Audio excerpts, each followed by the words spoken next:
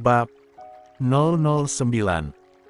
Mah kok anaknya dibiarin di luar, bawa masuk papa juga kangen, teriakan seorang pria dari dalam yaitu Tuan Gutama. Iya pak, yuk masuk sayang, ajak sang mama membawa Algaskar masuk. Gimana kabar kamu San? Tanya Tuan Gutama memeluk sang putra satu-satunya. Baik papa gimana? Tanya Algaskar balik membalas pelukan sang papa. Papa juga baik, gimana sama Alistair? Tanya papa lagi. Biasa papa pasti banyak musuh, jawab Al sekenanya. Kamu itu kuat, pasti bisa hadapin sebagai pemimpin kamu harus bisa melindungi anggotamu, nasihat sang papa. Iya pak, Al pasti lakuin, jawab Algaskar. Papa juga sebenarnya balik ke Indonesia dengan cepat karena ingin memberikan kamu tugas. Tuan Gutama mulai pembicaraan yang serius. Tugas apa pak? Penasaran Algaskar. Pak apa sebaiknya nggak usah libatin Al soal ini, saran Nyonya Gutama. Al mungkin akan lebih mudah menemukan dibanding kita mah, pasti Tuan Gutama. Nyonya Gutama hanya membenarkan karena mungkin Al dan teman-temannya akan lebih mudah untuk menemukannya. Tugas apa yang papa maksud? Penasaran Algaskar. Kami mau kamu mencari anak dari sahabat mama, pinta sang papa. Siapa? Tanya Algaskar masih penasaran. Nama sahabat mama Amira, dia sudah meninggal 17 tahun yang lalu tepat setelah melahirkan anaknya. Terus kenapa Al harus cari? Tanya Algaskar. Terjadi kesalahpahaman? Dia tidak diinginkan oleh ayahnya, sahabat mama sudah menjelaskan semuanya sama mama, tapi belum sempat menjelaskan kepada suaminya, dia tidak bisa apa-apa saat itu jadi dia minta tolong sama mama dan papa, tapi kami terlambat saat itu, kami hanya menemukan dia sudah tidak bernyawa setelah melahirkan. Tapi anaknya sudah dibawa pergi kami juga tidak tahu, siapa yang membawanya, tapi keterangan dokter anak itu masih hidup. Kami tidak punya petunjuk apa-apa, yang kami tahu hanya bayi itu perempuan. Jelas sang mama menangis karena gagal memenuhi amanat sang sahabat, tapi dia berharap semoga anak itu masih hidup dan dia akan memenuhi amanat itu, walaupun sudah terlambat. Terus gimana Al harus cari ma, kalau enggak ada petunjuk apa-apa? Bingung Algaskar, kenapa harus dia yang mencari? Tapi dia juga tidak tega menolak keinginan mamanya. Mama juga bingung Al, saat itu mama baru bertemu dia lagi, saat dia sudah menikah dan dalam keadaan hamil, dia cerita kalau terjadi kesalahpahaman dengan suaminya, dia jelasin semua permasalahan yang terjadi, dan meminta tolong sama mama. Tapi mama terlambat Al, waktu mama cari ke rumahnya, kata asisten rumah tangganya dia ke rumah sakit karena akan melahirkan. Terus waktu mama sama papa ke sana, Nyonya Gutama menghela nafas karena merasa sesak saat menjelaskan sambil menangis. Tenang dong ma, jangan nangis kalau masih nangis nggak usah cerita, bujuk Algaskar sambil memeluk sang mama. Nggak Al mama harus cerita. Waktu ke sana, kita hanya menemukan mayatnya dan tidak ada siapa-siapa di sana, bayi itu juga sudah dibawa pergi, kata dokter dia meninggal setelah melahirkan, bahkan belum sempat melihat bayinya, tapi pas kita mau lihat bayinya, bayi itu sudah tidak ada, mama nggak tahu bayi itu diculik atau apa, karena kita tunggu kemungkinan suaminya bakal datang buat makamin dia tapi suaminya nggak datang. Akhirnya mama sama papa yang makamin Amira dan sampai sekarang tidak ada keluarga yang mencarinya, padahal mama berharap ada yang mencarinya. Nyonya Gutama sesegukan dalam pelukan Algaskar. Udah menangisnya, nanti Al bantu cari. Tenang Algaskar kepada sang mama.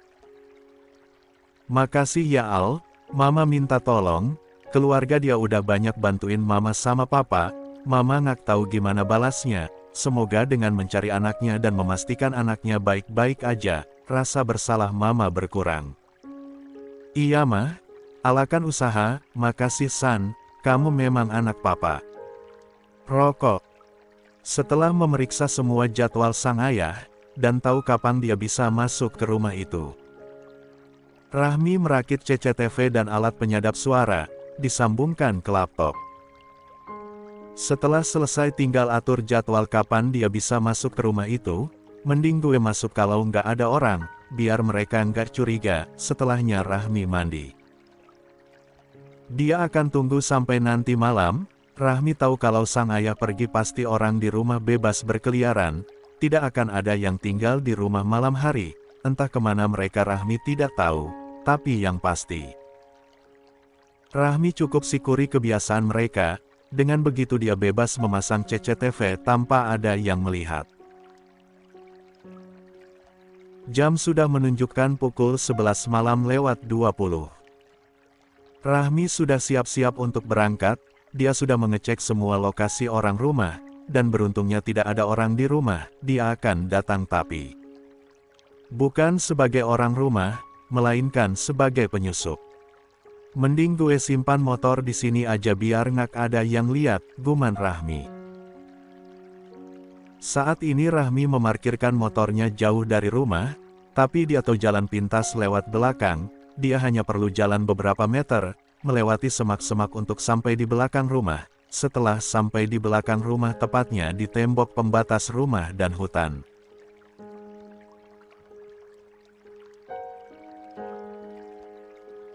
Tinggi banget lagi, untung gue udah tahu, jadi bawa tali.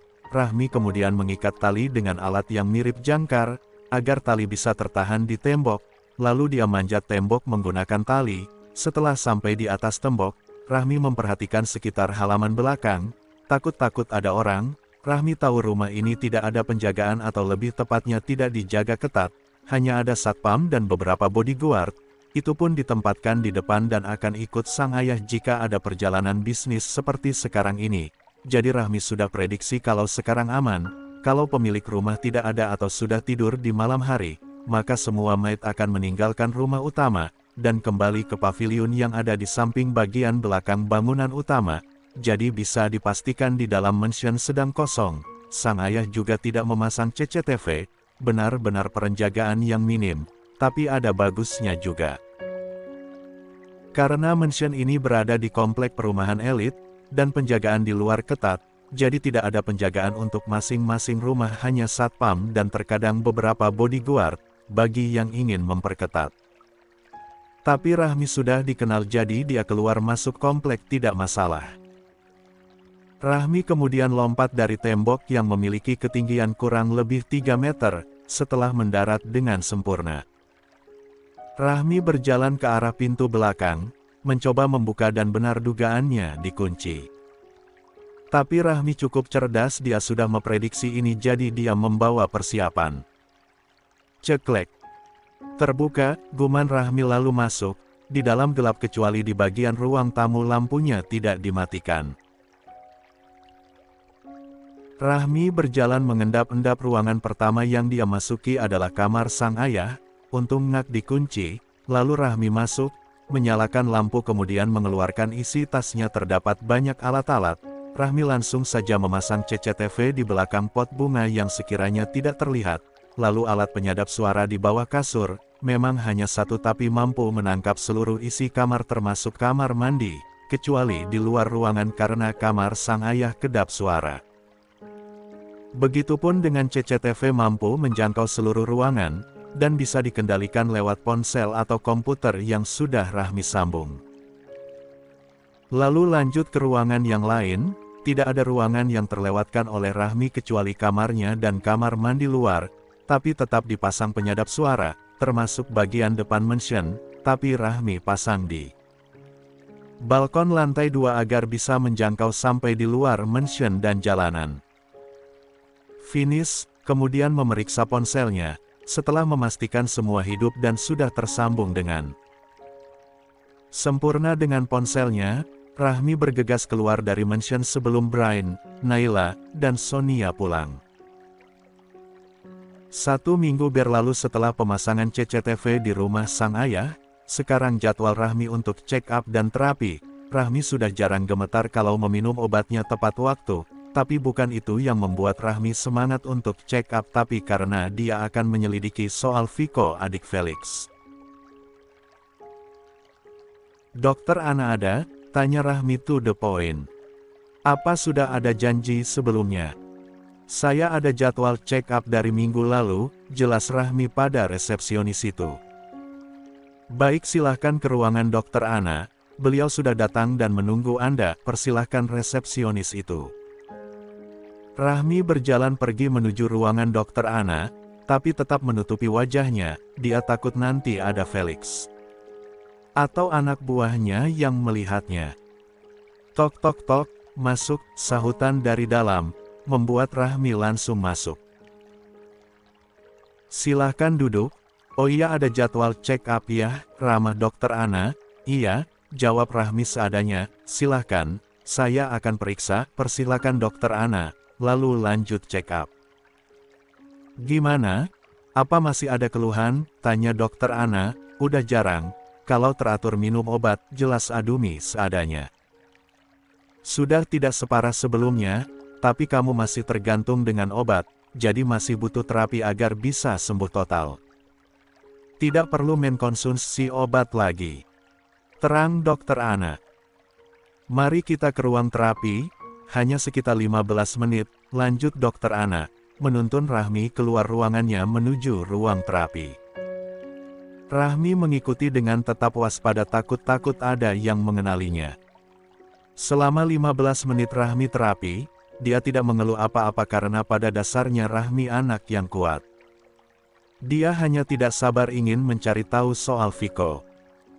Setelah selesai terapi Rahmi keluar lebih dulu, melihat situasi yang ternyata sepi mendukung penyelidikan Rahmi.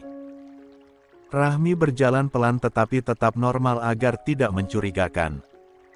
Sampainya di depan ruangan dia seolah berhenti karena ponselnya berbunyi, padahal tidak ada yang menghubungi. Dari ekor matanya Rahmi bisa melihat ada orang di dalam. Dan sayup-sayup Rahmi mendengar pembicaraan mereka. Gimana dengan mereka? Tanya laki-laki yang bisa Rahmi tangkap. Itu Felix, setelah anak itu keluar dari rumah sakit, saya lihat tidak ada pergerakan lagi bos. Lapor anak buahnya. Kurang ajar. Jadi, dia mengabaikan perintahku, emosi Felix merasa dibodohi. Dia sudah membantu tapi ternyata mendengar perintahnya. Jadi apa rencana Anda selanjutnya? Tanya anak buahnya. Saya akan temui anak itu, akan saya suruh dia lagi, kalau tidak mau, kita bikin rencana lain. Putus Felix, bos, apa tidak sebaiknya kita tunggu Viko sadar dulu, saran anak buahnya. Kita tidak tahu kapan dia akan sadar, jawab Felix memandangi Viko yang terbaring lemah. Bukannya wanita itu ingin menghadirkan dokter dari luar untuk Viko? Iya, tapi itu tidak menjamin. Kita harus tetap bergerak atau mereka akan curiga dengan kita, ujar Felix. Nanti akan saya hubungi wanita itu lagi soal dokter untuk Viko, lanjut Felix lagi. Kamu boleh keluar, perintah Felix yang dijangguki sang anggota. Saya pamit bos, pamit sang bawahan, kemudian keluar dari ruangan itu. Rahmi yang melihat itu langsung pergi dari sana untuk bersembunyi. Saat orang itu sudah menjauh, Rahmi keluar dari persembunyiannya tapi tidak mendekat. Dia hanya memantau dari jarak yang agak jauh, tapi masih bisa terlihat dari tempatnya sekarang. Ternyata dia tidak menggunakan pengawal di luar ruangan, bersikap seolah pasien biasa. Cerdas juga dia, mencoba terlihat normal dan tidak ada yang curiga, guman Rahmi masih memperhatikan ruangan Viko. Sampai 30 menit berlalu Rahmi melihat Felix keluar dari ruangan itu. Rahmi kembali bersembunyi sampai Felix melewati tempatnya sembunyi. Setelah menjauh Rahmi keluar dan berjalan ke arah ruangan Viko. Dengan perlahan Rahmi membuka pintu, dia juga harus hati-hati takutnya ada CCTV atau jebakan. Rahmi memperhatikan seluruh ruangan Viko, meneliti setiap sudut mencari CCTV atau semacamnya. Setelah merasa aman dia menoleh ke arah brangkar dan dilihatnya terdapat seorang laki-laki yang kira-kira seumuran dengannya. Dia terbaring tidak sadarkan diri, terdapat banyak alat-alat di tubuhnya. Rahmi berjalan dengan pelan ke arahnya. Jadi ini dibilang Viko, guman Rahmi sambil memperhatikan sekitar takut-takut ada orang yang masuk. Waktu gue ngak banyak, jangan sampai ada yang curiga. Rahmi kemudian mengeluarkan CCTV dari saku jaketnya kemudian mencari tempat untuk menyimpannya. Rahmi berjalan ke arah pintu memperhatikan lalu kemudian tersenyum miring. Dia menempelkan di atas pintu dengan hati-hati. CCTV itu tidak akan terlihat jika tidak diperhatikan dengan jelas karena transparan, berbeda dengan yang dipasang di rumah sang ayah. Setelah selesai memasang Rahmi berjalan keluar dari ruangan itu, setelah sampai di parkiran Rahmi memesan taksi. Memang Rahmi tidak pernah memakai motor setiap akan ke rumah sakit. Deakok, di mana gue harus cari orang itu, mama aja nggak pernah lihat. Dan sekarang pasti dia udah besar, bingung Algaskar dengan permintaan sang mama. Algaskar saat ini ada di balkon kamarnya, setelah tadi di rumah, dia malah dilarang keluar oleh mamanya katanya masih kangen. Jadi dengan terpaksa Algaskar hanya tinggal di rumah saja. Kata pertama yang keluar setelah mengangkat nih. Longak ke markas, tanya orang di seberang. Enggak, jawab singkat Algaskar. Kenapa? Ada nyokap gue. Oh oke deh kalau gitu, ini sebenarnya ada yang mau kita bahas tapi kalau lo nggak bisa kesini. Besok aja, jelas orang itu, yang tidak lain adalah Karel. Tut, sambungan dimatikan sepihak oleh Algaskar yang membuat orang di seberang ingin mengumpat. Al kamu ngapain sayang di sini? Nyonya Gutama tiba-tiba muncul, membuat Algaskar menoleh. Enggak apa-apa mah, cari angin segar, jawab Algaskar sekenanya. Yuk makan malam dulu, cari anginnya lanjut nanti, ajak sang mama. Algaskar mengikuti sang mama untuk makan malam. Untuk pertama kalinya setelah dulu orang tuanya di luar negeri Algaskar tidak pernah makan malam di rumah. Hanya di markas kalau tidak di apartemen. Di meja makan sudah ada mama, papa, dan Algaskar. Al mau makan apa sayang? Tanya sang mama. Apa aja mah, ujar Algaskar, kemudian sang mama mengambilkan nasi beserta lauk lalu diberikan kepada anak satu-satunya. Ayo sayang dimakan, ini pertama kalinya lo kita makan bersama, ujar sang mama. Iya mah, ini Al makan, ucap Al seadanya. Dia sebenarnya tidak suka dimanja seperti anak kecil begini, apalagi Algaskar dikenal sebagai orang yang dingin dan datar, tapi daripada sang ibu kecewa jadi Algaskar terima-terima saja asal tidak banyak orang.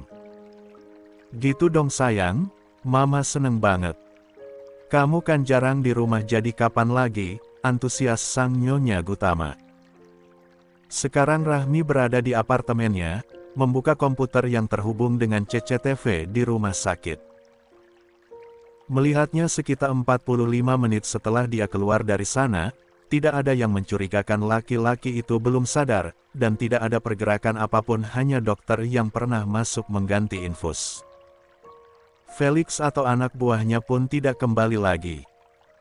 Kemudian Rahmi bergilir ke CCTV di rumahnya lebih tepatnya di kamar sang ayah. Di situ Rahmi melihat Sonia sedang menelpon dengan seseorang, Rahmi langsung beralih mengaktifkan penyadap suara.